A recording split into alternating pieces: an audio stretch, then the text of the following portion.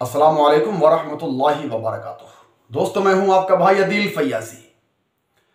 आप अपने फ़ोन की स्क्रीन पर यहाँ जो तस्वीर देख रहे हैं ना, ये तस्वीर है तहसील आंवला के पलथा गांव की मस्जिद के इमाम साहिब की, जो अब हमारे बीच नहीं रहे। उनका इंतकाल हो गया। इन्ना लिल्लाहि व इन्ना इलैहि राजिऊन।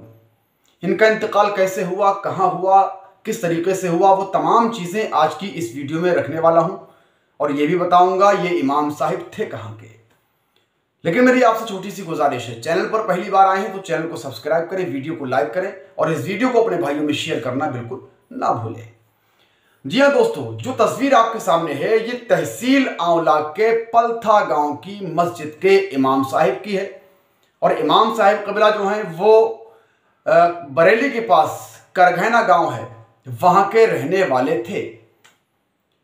दोस्तों, आपने देखा होगा जब फजर की नमाज हो जाती है उसके बाद हर मस्जिद से ऐलान किया जाता है कि सूरज तुलू हो रहा है।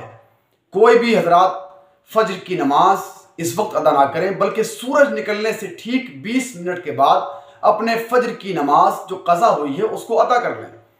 तो वैसे ही ये भी इमाम साहिब कबीला फजर की नमाज पढ़ाने के बाद, ये वाकया कल का है, फजर की नमाज पढ़ाने के बाद इमाम साहिब कबीला ऐलान करने के लिए माइक की तरफ बढ़े।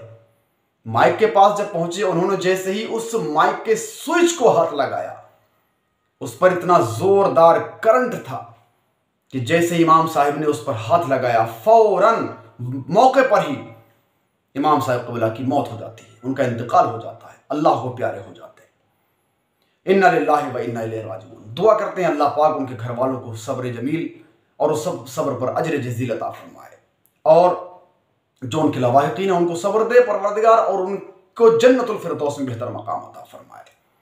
लेकिन दोस्तों, मैं आपको ये कहना चाहता हूं कि आखिर मस्जिद के हुजरे के अंदर ही स्विच पर करंट क्यों आता है? हालांकि इससे पहले भी कई वारदातें, कई और भी इस तरह के मामलात हो चुके हैं जहां देखने में आया कि मस्जिद के पंखे पर करंट था, इमाम साहब ने हाथ लगाया, उनका इंतकाल हुआ। कहीं सुनने में यह भी आया कि माइक को पकड़ा, करंट आया, उस पर इंतकाल हुआ। कहीं यह भी सुनने में आया कि मस्जिद की दीवार गिर गई या मस्जिद की छत गिर गई। बहुत सारी घटनाएं इस तरह की आपने भी देखी होंगी।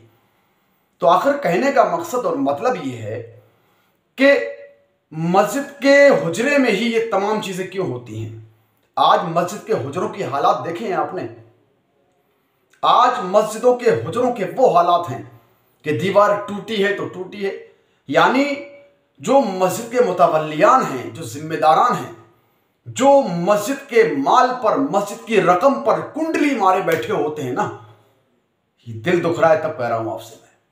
अगर उनसे कोई कह दे कि मस्जिद के इमाम के हुजरे में आप 1-2 लाख रुपए लगा दें, अच्छा पंखा लगा दें, अच्छे स्विच लगा दें, अच्छी दीवारें करा दें, अच्छा फर्श करा दें, तो साहब ऐसा लगता है कि उन्हें बिजली का झटका लग गया हो। तो मैं कह रहा था आपसे कि आखिर हुजरे के अंदर ही करंट क्यों आता है? हुजरे का पंखा ही खराब क्यों होता है? कभी किसी मुतवल्ली के घर के पंखे पर करंट आते सुना आपने कि मुतवल्ली साहब ने हाथ लगाया हो, इंतकाल हो गया हो? नहीं, इमाम साहिब का इंतकाल हो गया। तो इन चीजों का हमें बहुत ख्याल करना पड़ेगा। तो ये जो जुल्म हो रहा है ना आए दिन इमामों के ऊपर, ये अच्छी बात नहीं है। जिस कौम का इमाम खुश नहीं रहता है तो आप ये समझ लें कि वो कौम कभी भी खुश नहीं रह सकती।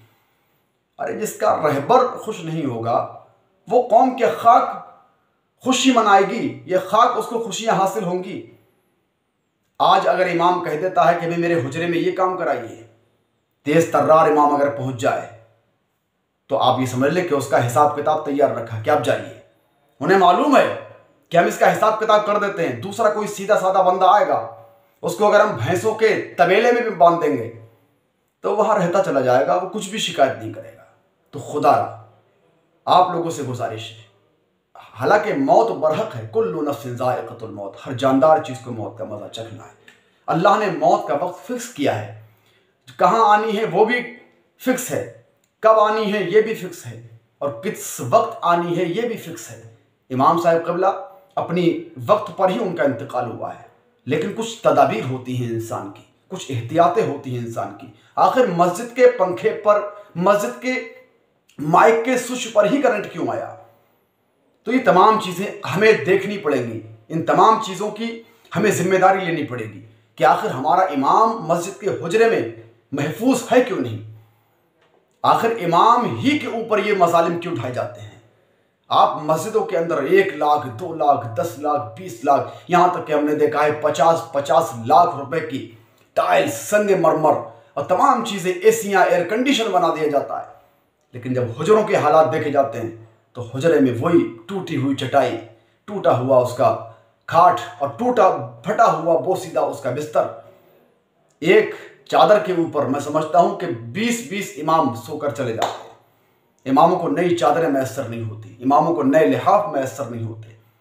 अब सर्दियां आने वाली हैं, इमामों का ख्याल रखिएगा। इस वीडियो को बनाने का मकसद मेरे भाई सिर्फ ये है कि आखिर हम लोग अपने अइम्मा के ऊपर ये जुल्म कब तक करते रहेंगे? तो खुदारा ये जुल्म बंद कीजिए और इमामों का ख्याल रखिए। अरे वो तुम्हारे इमाम हैं, तुम्हारे 5 वक्त की नमाज पढ़ाते हैं, तुम्हारे बच्चों को अल्लाह उसके रसूल का नाम सिखाते हैं। जब ये महफूज नहीं रहेंगे तो आप बदगुमानी में हैं और आप की ख्याल जो है आपका वो गलत है। आप समझ रहे हैं कि इमाम को हम परेशान करके और खुश रह लेंगे? हर किसी नहीं रह सकते। तो मैं तमाम उन मस्जिद के मुतवल्लियों से कहना चाहता हूँ, मस्जिद के उन तमाम धड़ल्लेदारों से कहना चाहता हूँ, मस्जिद के उन तमाम जिम्मेदारों से जो हर जुमा मस्जिद में पहुँचते हैं, जितना इकट्ठा हुआ जेब में रखा और चलते बने। इमाम साहब को ज़रूरत पड़ जाती है बीच में, हमारे पास अभी पैसा नहीं, बाद में लेना। क्या करोगे उस पैसे का? तुम अपनी ज़रूरियात पूरी करोगे। हालांकि मैं किसी पर इल्ज़ाम लगाने का मेरा कोई मकसद नहीं, मेरा मकसद सिर्फ ये है कि अपने इमामों का ख्याल रखिए, अपने इमामों की इज़्ज़त कीजिए। इमामों का बिस्तर बेहतर होना चाहिए, इमामों का लिबास बेहतर होना चाहिए, इमाम का पंखा बेहतर होना चाहिए और इमाम के हुजरे के अंदर कोई भी ऐसी चीज़ नहीं होनी चाहिए जिससे कि इमाम को नुकसान पहुँचे, जानी या माली। तो अपने इमाम का ख्याल रखिएगा। अल्लाह पाक हम सबको हिदायत नसीब फरमाए। अस्सलामु अलैकुम वरहमतुल्लाहि वबरकातुहू।